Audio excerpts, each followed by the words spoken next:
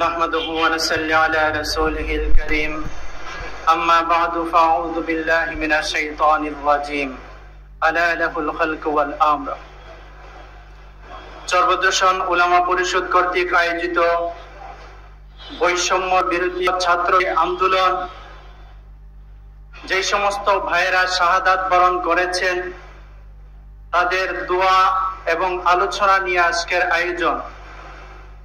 আমরা সকলেই যে সমস্ত শাহাদাত বরণ করেছেন তাদের জন্য অন্তরের অন্তঃস্থল থেকে দোয়া করব, আল্লাহ তাআলা যেন তাদেরকে জান্নাতের আলা মাকাম দান করেন। শহীদান ভাইদের আত্মীয় স্বজন যারা আছেন আল্লাহ তাআলা যেন তাদেরকে ধৈর্য ধারণ করার তৌফিক দান করেন। আমরা সকলেই জানি যখন খরা আসে তখন জমিনের উর্বর শক্তি কমে যায়, ফসল ভালো হয় না। তখন জমি কি চায়? আকাশ থেকে আল্লাহর রহমতের বাড়ি বর্ষিত হোক আর সে তার নতুন সজীবতা ফিরে পাক। কি বলেন ঠিক কিনা? ঠিক তদ্রূপভাবে আল্লাহ পাক রব্বুল আলামিন বলেন, আমার জমিনের ভিতরে আমার উম্মতে মুহাম্মাদীকে প্রেরণ করেছি, এখানে জীবন নির্যাতন নিপীড়ন কোনো কিছু চলবে না। যখন অন্যায় অবিচার চলবে সমাজের ভিতরে একটা খরা দেখা দিবে, যেই খরার কারণে মানুষ তার অধিকার ফিরে পাবে না, কথা বলার স্বাধীনতা ফিরে পাবে না। তখন আল্লাহ তাআলা দুইটা জিনিস চান। কয়টা জিনিস? একটা জিনিস চান, একটা হলো বান্দার রক্ত, যাদের দিলের ভিতরে প্রকৃত পক্ষে দেশের প্রেম আছে, ভালোবাসা আছে, জনগণের জন্য নিজের তাজা জানকে বিলীন করে দেয়, ওই সমস্ত ব্যক্তিদের রক্ত চান। আর দ্বিতীয়টা হলো নামাজে দাঁড়াইয়া, মুসল্লায় দাঁড়াইয়া তাহাজ্জুদের নামাজে চোখের অশ্রু চান। দুটোটাই পরিপূর্ণ হয়ে গেছে। 2013 সালে শাপলা চত্বরের ঘটনা আমরা দেখেছি, কত বড় একটা নেককারজনক ঘটনা হয়েছে। রাতের আঁধারে রাত 3টার সময় কত বড় কাপুর ছড়িয়ে পড়ে ঘুমন্ত মানুষের উপর ওপেনলি গুলি চালাতে পারে। সেই গুলি চালিয়ে আল্লাহ তাআলা যে রক্ত চেয়েছিলেন তারা সেই রক্ত দিয়ে জমিনটাকে উর্বর করে দিয়ে গেছে। কি বলেন ঠিক কি না? সেই শাপলা চত্বরের ঘটনা ভুলে গেলে চলবে না। শাপলা চত্বরে যারা রক্ত দিয়ে গেছে প্রত্যেকটা রক্তের কোনা কথা বলবে। কি বলেন ঠিক কি না? শুধু তাই নয়, 2024 সালে এসে দেখলেন ছাত্র জনতারা তারা কিভাবে তাদের বুকের তাজা রক্ত কোনা জমিনে ঢেলে দিয়েছে। আপনারা কি দেখেননি না দেখেন নাই? এই রক্তপাত গুলা কারা করেছে? কার ইন্ধনে করেছে? যেই স্বৈরাচারের ইন্ধনে করেছে। আমি বলবো ও মানুষ হতে পারে না, ও আস্থা একটা হায়না জানোয়ার। যেই জানোয়ার, যেই হায়ানা গুলা এই কাজ বাংলার জমিনে প্রতিষ্ঠিত করেছে, এই হায়ানা গুলাকে আমরা জমিনে দেখতে চাই না। কি বলেন ঠিক কিনা? তাদেরকে বাংলাদেশ আইন অনুযায়ী তাদেরকে এনে উলামায়ে কেরামকে, হেফাজতে ইসলামের উলামায়ে কেরামকে যেরকম পায়ে বেঁধে উপরের দিকে পা দিয়া মাথা নিচের দিকে দিয়া তাদেরকে যেরকম ভাবে নির্যাতন নিপীড়ন করেছে, তাদেরকেও এরকম দৃষ্টান্তমূলক শক্তি দিয়ে ন্যায় বিচার বাংলাদেশে প্রতিষ্ঠা করতে হবে। বাংলাদেশের মানুষ মুক্তিগামী মানুষ, শান্তিপ্রিয় মানুষ, অশান্তিকেও চায় না।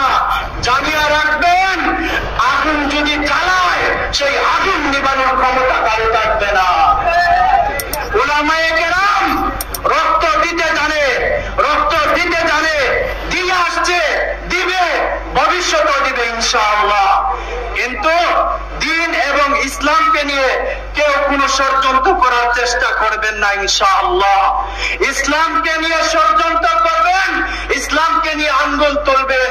ইসলামী তৌহিদি জনতা যতই দেখেন ভালোবাসা, নমনীয়তা, হৃদয় দিল নিয়ে রাস্তায় হাঁটে আর চলে আর ফিরে, যখন ইসলামকে নিয়ে আঙ্গুল তুলবেন এই টুপি থাকবে না, মাথায় লোহার টুপি পরে ইনশাআল্লাহ প্রতিবাদ করবো ইনশাআল্লাহ।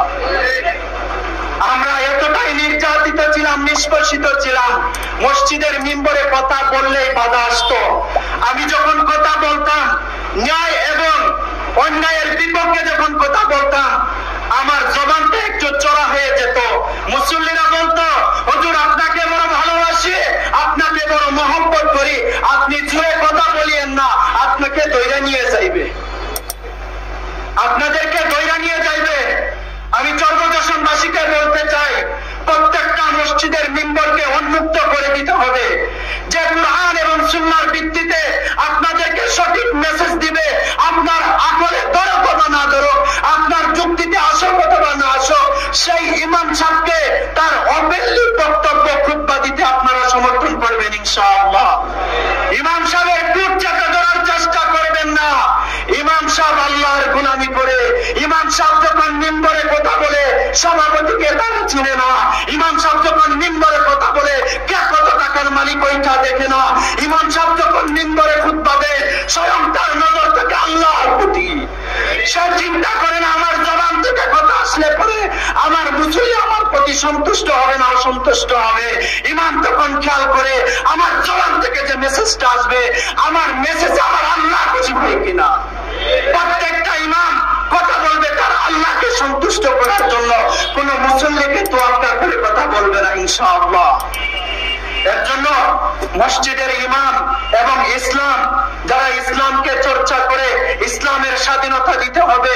আমাদের দেশের প্রত্যেকটা মানুষ যার যার স্বাধীনতা ভাবে চলাফেরা করবে, কাউকে বাধা দেওয়া যাবে না, কারো উপর অন্যায় করা যাবে না, কারো উপর অবিচার করা যাবে না, কারো উপর জুলুম করা যাবে না। যদি জুলুম করেন, দেখবেন নমরুদ জুলুম করেছিল ইব্রাহিম আলাইহিস সালাতু ওয়াস সালামের উপর, জুলুমের শেষ সীমা পর্যন্ত পৌঁছে গিয়েছিল। যখন আল্লাহ তাআলা নমরুদকে শায়েস্তা করছেন, তেমন বড় কিছু দ্বারা শায়েস্তা করেন নাই, ন্যাংরা একটা মশা দ্বারা নমরুদকে আল্লাহ শায়েস্তা করেছিলেন। কি বলেন ঠিক কিনা? এই দেশকে মুক্ত করার জন্য, স্বাধীন করার জন্য রাজপথে মানুষ কম রক্ত দেয় নাই। হেফাজতে ইসলাম রক্ত দিয়েছে, বিএনপির লোকেরা রক্ত দিয়েছে, জামাতে ইসলামেরা রক্ত দিয়েছে, কত মানুষের মাঠে ময়দানে কাজ করেছে, কোনটাই কাজ হয় নাই।